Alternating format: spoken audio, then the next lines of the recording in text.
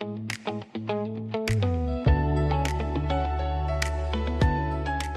there, and welcome to Hope Unscripted, a podcast of Hope Cancer Resources. I'm Jamie Dietrich. And I'm Brittany Harmon, and we're so glad you're here. Now let's talk about hope, healing, and the journey Unscripted. Welcome back to the Hope Unscripted podcast. I'm Brittany Harmon, along with my co-host, Jamie Dietrich, and Leisha Bejarano. And today we are going to continue our talk about June being National Cancer Survivors Month. All right, Leisha, you ready to dive in? I am. Perfect. Well, let's just take a minute and just kind of get to know you a little bit. So tell us a little about you and about your family, and just tell us about Leisha. Yeah, so I am a transplant to Northwest Arkansas. I came out here towards the end of COVID in 2020 and was rebuilding with my family. I had just been through kind of a rough separation, and this was kind of my fresh start out here in Northwest Arkansas. And I have my 5 kids out here with me. Wow. Yeah, they ranged from, actually, I had my 5th when I was out here, so I had my 4 kids with me. Okay. And at that time, I had a 3-year-old up to I think he was about 12. So, yeah. So I was really excited about the move. I absolutely love the area and was excited to come out here and have a fresh start. Where'd you move from? San Diego. Oh, big transition. Yeah. How did the kids feel about it? It was. They love it out here. We love being outside at the river and the creeks and hiking. So it was a good move. Good. Awesome. Amazing. Yeah. Okay. What are some things that bring you joy and just keep you grounded? Well, it's definitely my children. I mean, I've been a stay-at-home mom a good chunk of my adult life, and so I've poured into them a great deal. Yeah. And just getting to see all the amazing things they do. They're all pretty successful in their own right, and it's fun to be their mom. That's awesome. I love that. So, Leisha, you have been using the services at Hope Cancer Resources for some time now, and kind of have your own cancer journey of things that have transpired in your life. And so let's go back to the beginning and just tell us a little bit about your diagnosis and how everything started and kind of where you are today. Sure. So I had been dealing with some stomach issues for over a year. And since I had my 5th baby, after I had him, I decided I was all done. So I went ahead and I got a implant so that I couldn't have any more babies, an IUD. And we thought at first that it was just I was having complications with that. I was certain that was it. So I went back to my OBGYN and just told him I need to get this thing out. I'm having some issues. He tried telling me he didn't think that's what it was, but we couldn't figure out what else it would be. So I was just adamant that I wanted it out. Yeah. And we actually had an exploratory surgery after that. And they cleaned out my uterus, and we thought that, okay, hopefully that was it. No more issues. But I continued having pain, and I kept going back to the doctor. I finally got them to give me a referral to a gastroenterologist. But by that time, I was in so much pain. It was my 2nd emergency room visit that we discovered the mass that was in my colon. That's just such an important thing, that having to advocate for yourself at the doctor. And I get it. I appreciate all the doctors who do all these amazing things, but it is hard to figure out something like that. And especially you were 38 at the time. Yeah. So that was very young. But you have to push hard. Yeah, I really did. And that was something that I had to really work through, because you want to think that doctors are going to figure it out and give you the best chances. But I did struggle a little bit with some doctors, and so then when we did figure out what was going on, it was a lot of disbelief that I could have been in the care of multiple physicians and not found it. So now you talked about having some pain and discomfort. Like, how long did that go on? Oh, it was over a year, but it was very confusing because of having the baby that I had, having little Liam. He's 4 now. I love that name. And thank you. Yeah, and so there was just a lot of confusion and uncertainty, and we tried multiple things. And was it consistent also, or did it kind of come and go? It was fairly consistent. I mean, I had bathroom issues, and that's not a fun topic, No, but that's part of it. Yeah. I started having struggling going to the bathroom, and so that's when I was very adamant with my primary care doctor. I need to see a gastroenterologist, and I won't share any names because I'm not about not trying to get doctors in trouble. But I would just share that one of the hardest parts about trying to get diagnosed was at one point I was even told, well, maybe we just need to get you in to see a psychiatrist, and then maybe your stomach issues will alleviate. And I think that was one of the points where I went, okay, no, That's not this isn't okay. Like I really needed some help. And So I think that's a really good point. We hear that a lot of the encouragement of advocate for yourself because you're the only one that knows what you're feeling in your body and that something's wrong. And so sometimes like relaying that to someone else is really hard. So it sounds like you really went to bat for yourself and advocated to get more in depth. Absolutely. And I think being a mom of 5 and being at doctor's offices quite a bit, having children, that was one thing that I learned, that I really did have to stand up for myself and say, hey, I know my body and I know this isn't right and this isn't normal. Well, and especially at that point, you've been through 5 babies. Yeah. You know that's going on. Yeah. You know your baby, you know your body. Exactly. So real quick, when you were diagnosed, it was stage 4? Is that what? So originally in the hospital, the mass in my colon almost ruptured my colon. It was very large. So originally they saw a tiny spot on my lung, and my oncologist that I met at the emergency room, that ended up being my oncologist throughout my journey, she wanted to be hopeful. She told me, you know what, that little spot on your lung, it could be nothing. So they originally staged me 3, but within a week or 2 of getting out of the hospital and getting those results on my lung back, we knew that it was 4. Yeah. And just imagine, if you didn't advocate for yourself the way that you did, and you would have taken that step back and thought, okay, it's not what I think. I'm, going to try the psychiatrist route or another route, right? And more time went by. But, after a year and you're being diagnosed and it's essentially stage 4, like that's a lot. Yeah. Like, how did you feel in that moment? And what was that like for you and your family? I think it was a mix of emotions. At first, I was shocked. I mean, the experience of being in the hospital was traumatic in its own right, because I had all my kids at home, and I was leaning on family and community to really step in and help with my children. Since I was a stay-at-home mom at that point, I was doing all of the hard work with the kids, and my husband's wonderful. I'm not saying he wasn't doing it, but he had work. I mean, he was working. And, transition for him. Yeah. it was. And I think it was shock. It was, what does this mean when you know that it's a late stage? You automatically go to the worst case scenario, and you just start thinking, almost like getting your affairs in order. Like, it feels that serious when you first hear, but you want to hold on to hope, because at the same time, you know how many people are counting on you, being a mom of 5, and my family and kind of community, like. And it's weird because you don't want to let anyone down. It's such a strange feeling. Like, you feel like you have to fight and you have to be positive and you have to have the right things to comfort other people while you're still trying to navigate your own emotions.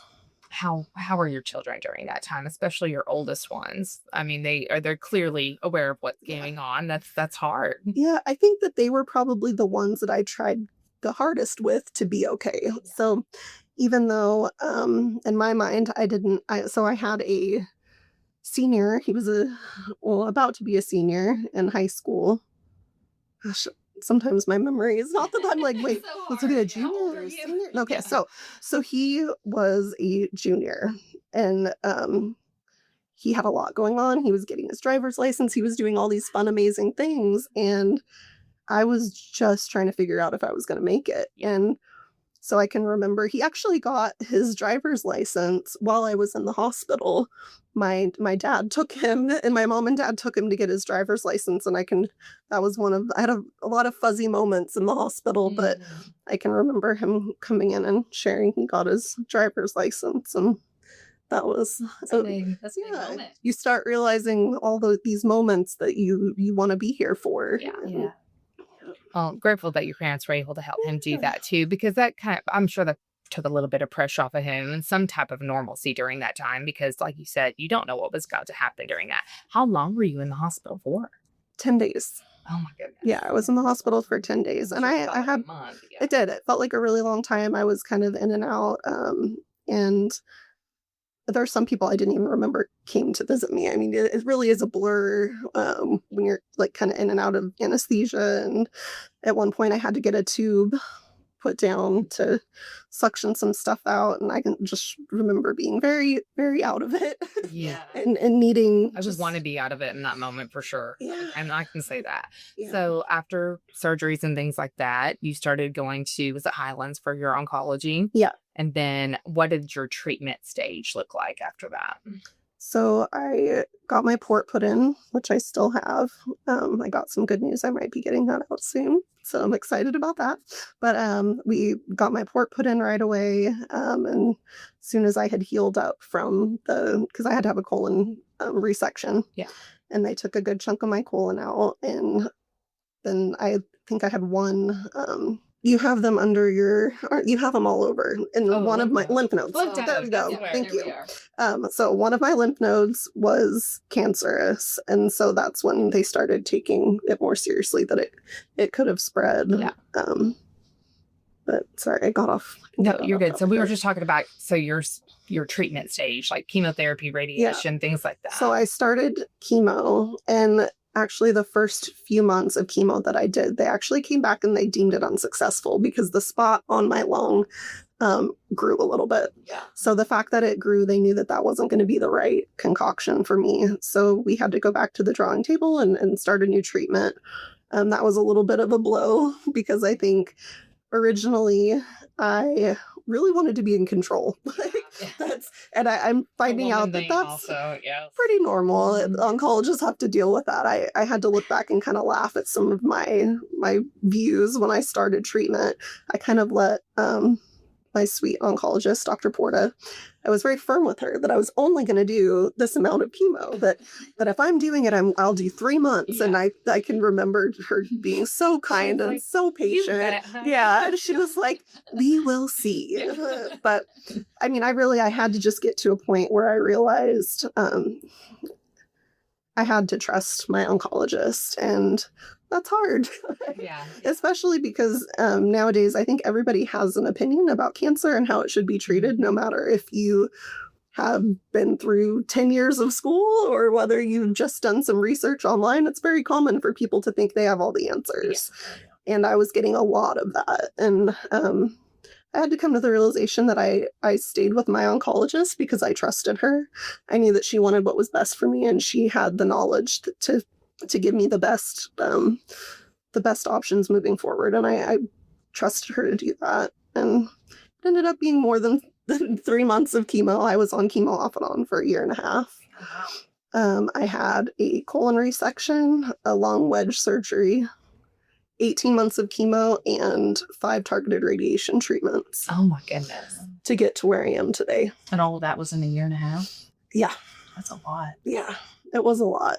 So somewhere along that journey of all those things going on, you found Hope Cancer Resources. I did. Yeah. And met Shauna. Uh-huh. So tell us a little bit about that and the counseling and just how Shauna was able to help you. Yeah. So I had started at the Rogers Highlands, and there was a really sweet lady that was doing therapy there through Hope Cancer Resources, but I only got to see her a couple times, and then she left because she was having a baby. And I was really bummed because I really liked her. But so then I went a few months, and my husband kept kind of nudging me like, are you going to reach back out? I know that you were bummed that the lady you saw left, but I'm sure there's somebody else. Mm-hmm. And at the time I was just a little down and just didn't know if like I really wanted to tell my story over again and have to start rebuilding another relationship with a therapist. But I got to a point where I knew I needed it. Like I had to just bite the bullet and say, okay, I know I need the help. And so I reached back out, and that's when I met Shauna, and I started going to the facility in Springdale. And yeah, she's made such an impact this last year. I genuinely don't think I would be where I'm at today without Shauna's help. She's just helped me work through so many emotions, and she's really good about understanding that, yes, cancer was the main reason why I was seeing her, but life goes on even in the midst of cancer. And she really helped me sort through a lot of different things and just give me hope that I could be in a good mental state and not be constantly doing this up and down that is really what cancer feels like. It's just a constant up and down. And I really appreciated her for that. So now that you've done your 18 months, you did say you still have your port in. Do you have to do any type of, like, I know my aunt is in remission, but she does the immunotherapy treatment still and things like that. Are those anything that you have to do as well? So I wasn't a candidate for immunotherapy, which that was another hard knock because so many people are really doing so well with that. So I was hoping that I would be able to go that route. That wasn't a route I could go. So I was originally told I was going to be chemo for life. And that was a really hard blow. That was also one of the reasons why I really needed Shauna as much as I did. I couldn't process what that would look like because chemo takes so much out of you. And I think that having an end date was like, okay, if I can do it this many more months, or I can do it. But when I had a reoccurrence in my lung and they told me chemo for life, that was just devastating because it really felt like my days were going to be numbered because I wasn't going to be able to do it forever. And Shauna actually helped me work through that. And I got to a place where my blood work and everything was doing. I was responding so well to the treatment that I had. And then when I did the radiation, I think that was like the final thing that really took care of the spot on my lung. And I made the choice to step back from chemo. And I took the summer off first, and then I was going to go back and start again. I went back and did a treatment, and I kind of fell apart. And because I'd spent the summer with my kids, and it was so fun, and I got to feel good. I got to be normal again. And so then I went back and talked to my oncologist and kind of told her what I was going through mentally and emotionally. And she said, okay, well, let's try it. If this is how you really feel, and let's stop. And I was shocked. I didn't think I was going to hear that because I was kind of always the one pushing, like, come on, I can stop, right? And my oncologist said, I think you're doing really well. Your blood work looks really good. I think that if you feel this strongly about it, that we should go ahead and let you try. And my last chemo treatment was, I think it was maybe September of last year. So that's a long gap. So I've done this well. I've almost been in ED for a year. That's amazing. Yeah. So when you hear that word survivorship, what does that really mean to you at this point? Because you've come through a lot in just such a short amount of time. I think 3 years. That seems like nothing. Yeah. So survivorship to me, it's a mix of emotions because being a part of, I feel like I'm a part of the cancer community, even though it's kind of virtually. When I found out about my cancer, I've always been the type that when I know what I'm going to have to go through, I want to find other people that have been through it, and I want to hear their stories, and I want to know how they did it. And so I did that, and I got online and I joined some support groups, and you hear so many different stories, and you just don't. I feel incredibly blessed. I don't know why my body responded to treatment as well as it did, and why some people don't. That's hard. You want to think that there's just this perfect, you just do this, this, and this, and you get better, but it doesn't always work that way. So I think that some days I have a heavy heart for those that I've met that haven't had the same good response to treatments, or those that weren't able to continue the treatments because they were just too harsh on their body. And survivorship to me means really appreciating every day and getting to sit with my kids and told myself I wasn't going to cry. Getting to sit with my kids and share the things that you thought you'd have forever to share. And I think when you realize that you may not, that it makes you take every day not more seriously, but just you want there to be purpose behind your words and your actions. And I think that in a way that's the gift. Yeah. We've talked to a lot of people that the perspective definitely changes after that. And our CEO, Chuck, he's always really good about when he talks to somebody around who has a cancer story, and you see everybody raise their hand because either a loved one, mom, sister, brother, friend. I mean, there's so many people who have the similarity, little bitty pieces, but everybody's journey is so different at the same time. So we just appreciate you. It's a lot. I know it can be heavy. So we appreciate you being so open about it. So Leisha, a minute ago, you mentioned your court and that you got good news that it may be coming out. Yeah. I don't know if it's completely just because they have no worries so my port didn't always give great blood return. So I have to use my arms when I go for my checkups and they do my blood work. I use my arms because I have had issues with it giving blood. But so it's a mixture of, I think it wasn't working that great in the first place. And since there's no treatments on the horizon as of right now. So that was one of those things. It's so weird, like the little things that end up mattering to you that you don't think are going to matter. But for some reason, the thought of never getting it out really bothered me.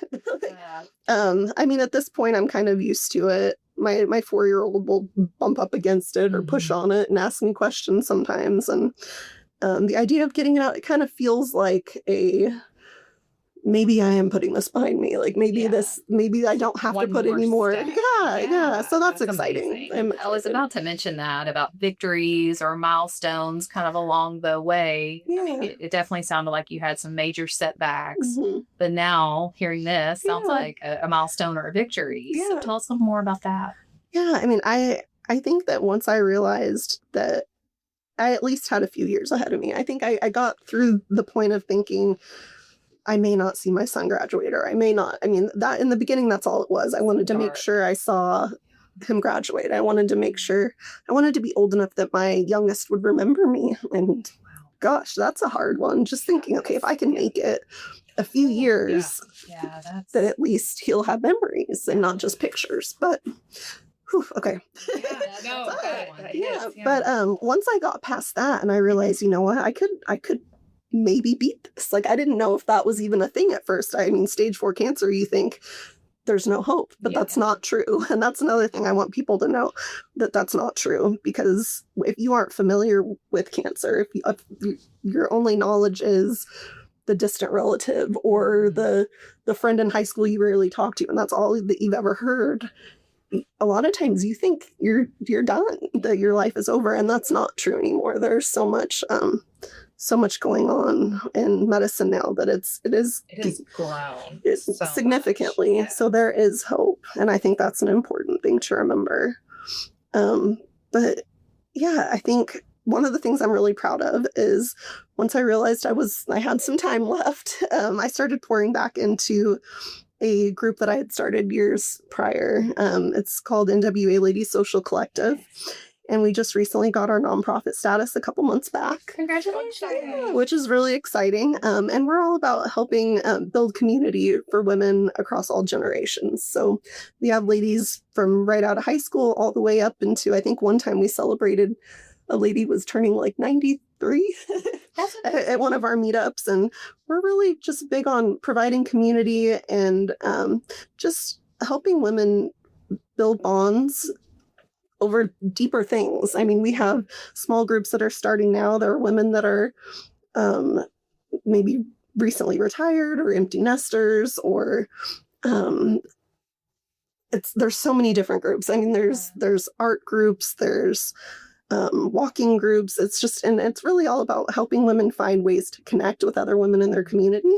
And then we turn around and do some volunteerism as well. So will you let us know when you're ready to volunteer? Yeah, we will find a project. Yes, we would love to. Yeah, I would love to. Like that sense of community too. That's an extra family for you on top of that, and going through your journey and having that support with these ladies that you've never met before. And as somebody who, you said it, so I'm allowed to say it, transplant for Northwest Arkansas. But that's what I feel like a lot of these newer women are. And it is hard to, I'm born and raised here, so I'm used to it. But if I wasn't, I had no idea what I was walking into, something like that could be really beneficial. Yeah, I mean, it's a very close-knit community here, even though it's growing and growing. I mean, there are so many people who have been here forever. And I think that coming here, I knew, since I was already going through a big transition, coming out of a relationship and having 4 kids at that time, I knew I wasn't going to thrive here without community. And it started very organically. It was started as a supper club with a handful of ladies, and it's grown to over 12,000 women online. And we have hundreds of women that get together in person locally. And they were a huge support system for me. They brought meals, just prayed for me and comforted me. They were there for my family. Some of the ones I was closest to would swing by and pick up a kid and take them out to have some fun, just to kind of keep their mind off of what was going on. And that time in my life, I needed them way more than they needed me. And it was very special to get to see just how much community makes a difference when you're going through something so hard. You mentioned your husband and then having the new baby. How long had you been married before you got diagnosed? Okay, so that was a hard one. So we'd been together a couple of years, but it was our first year of marriage. So we were newlyweds. My husband had just taken a local job at a startup restaurant. He's been a chef for many years. He's amazing.